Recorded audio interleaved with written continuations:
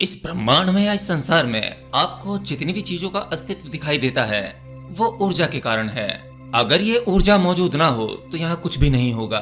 हम ये भी नहीं कह सकते कि कुछ मरा हुआ होगा, क्योंकि जिसे आप बेजान समझते हैं या मरा हुआ समझते हैं उसमें भी ऊर्जा मौजूद होती है, और उसी ऊर्जा के कारण उस वस्तु में या उस व्यक्ति में, जिसे हम मुर्दा कहते हैं, उसमें परिवर्तन होते हैं। जैसे बॉडी का डिकम्पोज होना, अर्थात इस संसार, इस ब्रह्मांड की हर एक छोटी से छोटी वस्तु और बड़ी से बड़ी वस्तु वो ऊर्जा का ही एक रूपांतरण है। विज्ञान जब वस्तु को तोड़ता है, तोड़ते तोड़ते उसकी इतनी छोटी इकाई में चला जाता है जिसे अपनी इन खुली आंखों से देखा नहीं जा सकता, तब उसके हाथ में अणु परमाणु लगता है। हमारा यह शरीर भी छोटे छोटे परमाणुओं का ही समूह है, और परमाणु की शक्ति तो आप जानते ही होंगे। कहते हैं कि ब्रह्मांड की शुरुआत भी छोटे से बिंदु से हुई थी, शून्य से हुई थी। तो शून्य कितना शक्तिशाली है। शून्य अपने भीतर से सब कुछ निकाल भी सकता है और अपने भीतर समेट भी सकता है। ऐसे ही दुनिया का अंत होगा। तो आज हम दुनिया के अंत और शुरुआत की बात नहीं करेंगे। हम बात करेंगे अपने इस अद्भुत शरीर के बारे में, इस शरीर में छुपी वो कैपेसिटी जिसके बारे में हम नहीं जानते। हमारे शरीर में सबसे अनमोल और सबसे खतरनाक चीज जो है वो है हमारा दिमाग। अगर इस दिमाग की क्षमता को ठीक से इस्तेमाल किया जाए तो हम संसार की हर एक वस्तु, हर एक वो चीज हासिल कर सकते हैं। बस हमें ये नहीं पता कि वो ताला किस चाबी से खुलेगा। हम अपने दिमाग की क्षमताओं को किस तरह से विकसित कर सकते हैं, और क्या ये वाकई संभव है कि हम अपने दिमाग को कुछ भी मैसेज दें, किसी भी प्रकार का कोई ऑर्डर दें और वो चीज पूरी हो जाए। इसके बारे में आपने बहुत सारी वीडियोस देखी होंगी, subconscious mind, law of attraction in all that. आपने कुछ टेक्निक्स को भी फॉलो किया होगा, पर संभवतः वो टेक्निक आप पर काम नहीं की होगी। चलिए इसके पीछे का विज्ञान समझते हैं। अगर आपके भीतर सही समझ होगी तभी आपका एक्शन ठीक होगा, अदरवाइज आपका एक्शन बेकार जाएगा, यानी वो टेक्निक आप पर काम नहीं करेगी। देखिए, आज आप जो भी कुछ हो वो अपनी सोच और इमेज का नतीजा हो। आपने सुना होगा कि हम जैसा सोचते हैं वैसा ही बनते चले जाते हैं, लेकिन वो सोच भी दो प्रकार की होती है। एक वो जो साकार हो जाती है और दूसरी वो जो कभी साकार नहीं होती। दुनिया का हर एक इंसान अमीर बनना चाहता है, कुछ ना कुछ बड़ी उपलब्धि हासिल करना चाहता है, या तो फेमस होना चाहता है, पर सभी की ये सोच पूरी नहीं होती। लेकिन कुछ लोग ऐसा सोचते हैं और वो सोच उनकी पूरी हो जाती है, साकार हो जाती है। ऐसा कैसे होता है, चलिए इसे समझते हैं। जब कोई व्यक्ति ऊपर ऊपर से सोचता है कि मुझे ऐसा बनना है, किसी को देखा प्रभावित हुआ, या किसी को लग्जूरियस लाइफ जीते हुए देखा, तो वो बनना चाहता है।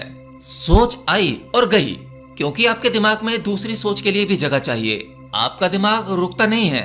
अब आप किसी दूसरी चीज को देखोगे, फिर से सोच जन्म लेगी, विचार आएंगे, फिर आपने जो पहले सोचा था वो सोच कमजोर हो जाएगी, अर्थात वो विचार कमजोर हो जाएगा, उसकी शक्ति कमजोर हो जाएगी।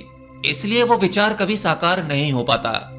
हमारा दिमाग, हमारी सोच, हमारा मन किसी एक विचार पर स्थिर नहीं होता, या हम किसी एक जगह पर स्थिर हो ही नहीं पाते। आज हमें ये चाहिए तो कल वो चीज बदल जाएगी, कल हमें कुछ और चाहिए होगा। भावनाएं एक जैसी नहीं रहती, भावनाओं के हिसाब से विचार बदलते रहते हैं, या मैं यूं कहूं कि विचारों के हिसाब से भावनाएं बदलती रहती हैं। लेकिन ये बदलाव निरंतर चलता रहता है। ऐसे लोगों की सोच और विचार कभी भी सफल नहीं हो पाते, चाहे वो कितना भी सोच लें। दूसरी प्रकार की सोच जो होती है, अर्थात दूसरे तरीके से सोचा गया वो विचार किस प्रकार सत्य हो जाता है, चलिए उसके बारे में समझते हैं। एक व्यक्ति सोचता है कि मुझे फला फला नौकरी चाहिए, किसी भी हालत में चाहिए, दिन रात वो सोचता है। या कोई सोचता है कि मुझे विदेश जाना है, उस देश में मुझे किसी भी हालत में जाना है। इस प्रकार की सोच चल रही है, दो व्यक्तियों में चल रही है।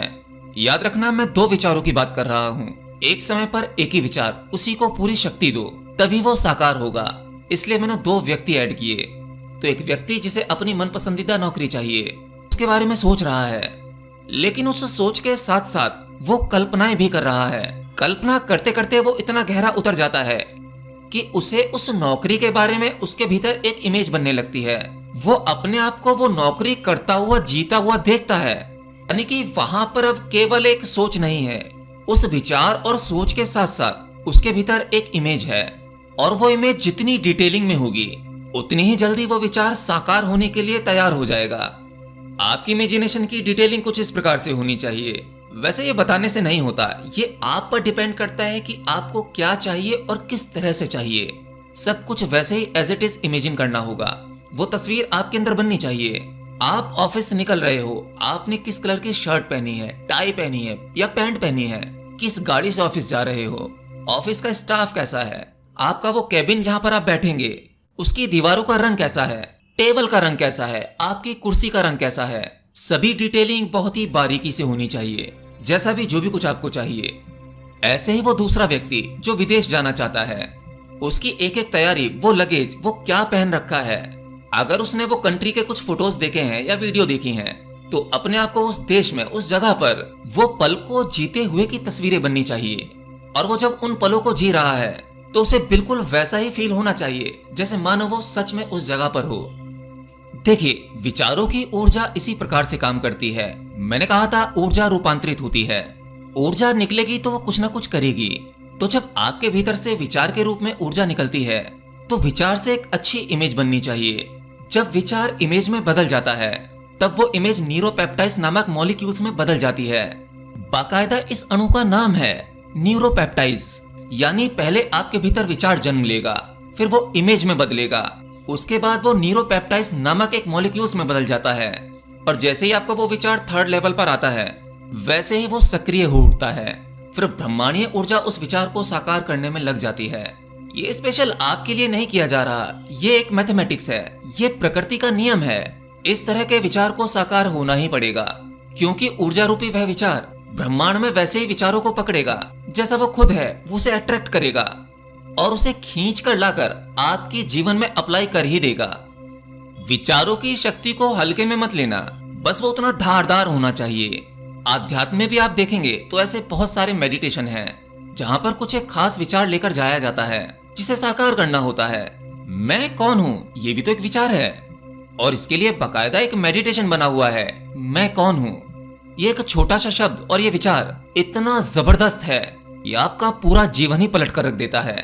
आपके अंदर से एक नए इंसान का जन्म होता है, एक जागे हुए इंसान का जन्म, बुद्धत्व का जन्म, सिर्फ मैं कौन हूँ। रमन महर्षि ने इस विचार को बहुत प्रमोट किया था, क्योंकि उन्हें जो सत्य की प्राप्ति हुई थी इसी विचार से हुई थी।